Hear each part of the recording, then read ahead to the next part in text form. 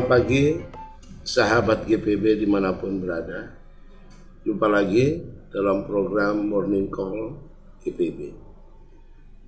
Sebelum kita membaca dan merenungkan firman Tuhan, mari kita berdoa. Bapa, kami akan membaca dan merenungkan firman-Mu agar firman-Mu menjadi kekuatan, mengarahkan, membuka pikiran kami untuk mengerti apa yang Tuhan mau kami lakukan dalam hidup kami sepanjang hari ini. Karena itu terangi hati dan pikiran kami dengan Roh-Mu yang kudus ya Bapa, agar kami mengerti setiap perkataan dan berbicaralah karena kami anak-anak-Mu siap mendengarkannya. Dalam nama Putra-Mu Yesus Kristus kami sambut sabda-Mu. Amin. Pembacaan firman Tuhan akan terambil dari kitab Ulangan pasal 31 ayat 19 sampai ayatnya yang ke-22. Firman Tuhan katakan, oleh sebab itu tuliskanlah nyanyian ini dan ajarkanlah kepada orang Israel. Letakkanlah di dalam mulut mereka supaya nyanyian ini menjadi saksi bagiku terhadap orang Israel. Sebab aku akan membawa mereka ke tanah yang kujanjikan dengan sumpah pada nenek moyang mereka, yakni tanah yang berlimpah-limpah susu dan madunya. Mereka akan makan dan kenyang dan menjadi gemuk, tetapi mereka akan berpaling kepada Allah lain dan beribadah kepadanya. Aku ini akan dinista mereka dan perjanjianku akan diingkari mereka.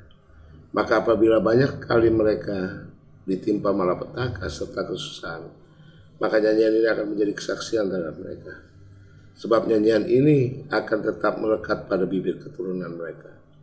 Sebab aku tahu niat yang dikandung mereka pada hari ini, sebelum aku membawa mereka ke negeri yang kujanjikan dengan sumpah kepada mereka. Maka Musa menuliskan nyanyian ini dan mengajarkan kepada orang Israel. Sedemikian jauh pembacaan firman Tuhan. Yang dikatakan berbahagia adalah setiap orang yang mendengarkan, merenungkan dan melakukannya dalam kehidupan hari-hari mereka. Sahabat GPB yang Yesus kasihi, dimanapun Anda berada, ada beberapa catatan penting dari bacaan firman Tuhan pagi ini. Catatan pertamanya adalah,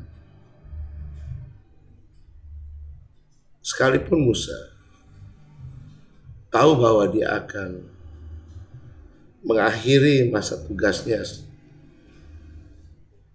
tapi ia tetap hidup menurut perintah Tuhan. Musa mau menunjukkan kepada kita bahwa sampai akhir hayat sekalipun patuh melakukan perintah Tuhan merupakan cita-cita hidup. Dia harus menjadi hal yang prioritas. Dia tidak bisa dilupakan, dikesampingkan. Sampai kapanpun patuh kepada perintah Tuhan menjadi hal yang penting. Dan kepatuhan kepada Tuhan ini artinya sampai di masa senja sekalipun, di usia yang lanjut sekalipun, mengajarkan kepada generasi lebih muda untuk hidup seperti yang Tuhan mau, itu menjadi tanggung jawab yang tidak pernah habis. Dari muda sampai sudah tua, maka tujuan hidupnya cuma satu: mengingatkan dan mengajarkan banyak orang untuk semakin beriman. Seharusnya ini yang menjadi motivasi kehidupan kita, bahwa cita-cita hidup kita hanya mengajarkan orang semakin beriman. Kita datang ke dalam persekutuan, kita hadir dalam kehidupan hari-hari bersama dengan yang lain, kita ada di tengah pekerjaan, kita ada di tengah masyarakat, kita ada di mana saja, kita dituntut untuk kemudian mengajarkan yang benar kepada siapapun. Jadi mengajarkan hal yang benar agar orang hidup dalam kebenaran itu menjadi hal yang penting sekali. Catatan yang kedua, dan ini merupakan catatan yang terakhir, bahwa bacaan hari ini mengatakan Tuhan tidak pernah merancang supaya umatnya kemudian melakukan yang jahat. Dia tidak merancang itu. Tapi Tuhan, Dia mengetahui lebih dalam keinginan hati dan cara berpikir setiap orang. Itu sebabnya ketika dikatakan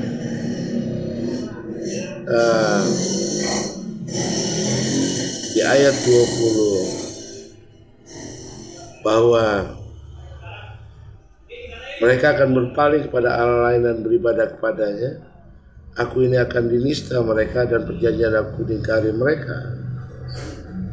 Itu bukan karena Tuhan merancang umatnya kemudian untuk melawan dia dan kemudian berbuat jahat, bukan. Tapi karena dia tahu ada niatan itu. Itu sebabnya di ayat 21 dikatakan bahwa sebab aku tahu niat yang dikandung mereka pada hari ini, sebelum aku membawa mereka ke negeri yang kujanjikan dengan sumpah kepada mereka. Jadi Tuhan Allah yang kita sembah di dalam Yesus Kristus adalah Tuhan yang tahu ketulusan dan kejujuran kita.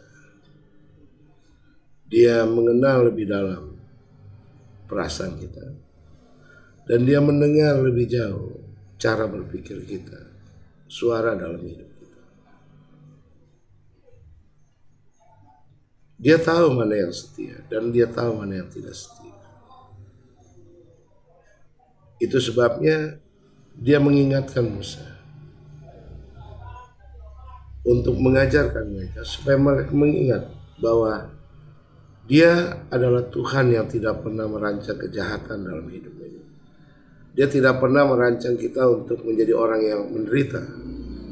Dia tidak merancang kesusahan ada dalam hidup kita. Dia tidak merancang malapetaka mengalami yang kita alami nantinya. Dia tidak pernah merancang seperti itu. Tapi kalau itu terjadi, maka dia katakan itu terjadi karena pilihan untuk tidak setia kepadanya, sehingga jalan yang dipilih mengakibatkan banyak kesusahan dan kesulitan hidup. Tapi dia tidak pernah menyiapkan penderitaan itu dalam diri anak-anak. Dia hanya tahu bahwa ada niatan tidak baik sebelum ia memimpin mereka di hari ini, katanya.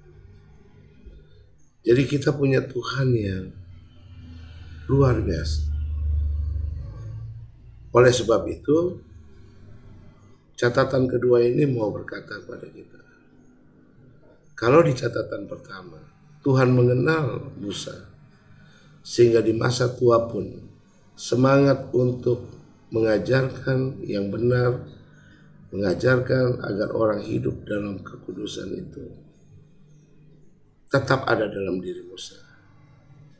Karena Musa berpikir dan berperasaan yang jujur dan tulus hanya untuk memuliakan nama Tuhan.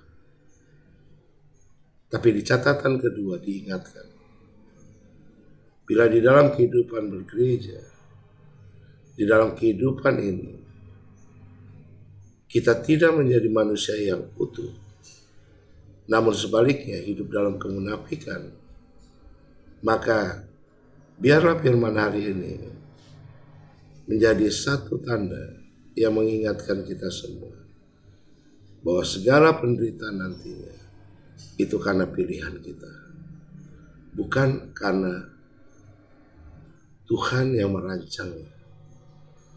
Ia tetaplah Tuhan yang setia, yang mengingat janjinya dan pasti akan memenuhi janjinya, karena Dia adalah Tuhan yang punya harga diri.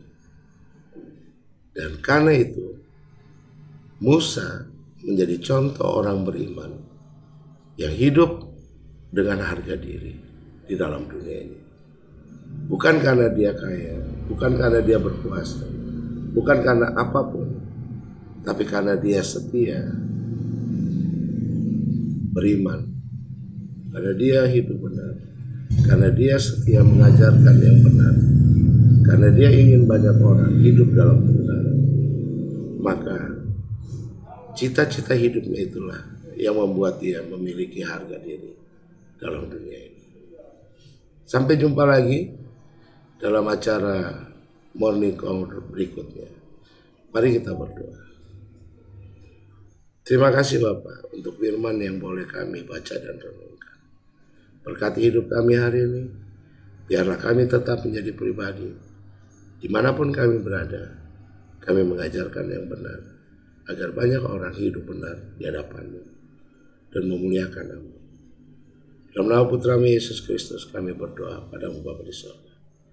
Amin. Tuhan memberkati Bapak Ibu sekalian.